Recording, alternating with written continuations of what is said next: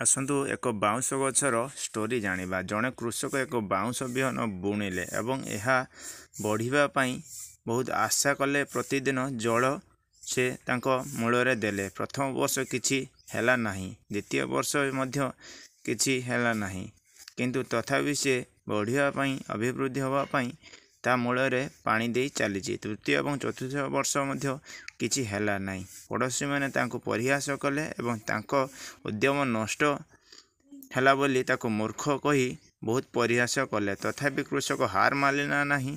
से जो बुणी थिले मंजी से पानी एवं पोषण सबुदिन करुथिले। पंचम वर्ष बाउंश गछ शेष में बढ़िबाकू आरंभ कला एवं मात्र 6 सप्ताह मध्य 80 फुट अधिक बढ़िला। सत्य से ही वर्षगुड़िक बाउंश सुप्त नथिला। परे यार द्रुत अभिवृद्धि को समर्थन करने यह भूपृष्ठ तल को स्ट्रंग मूल भाव बढ़ीगला।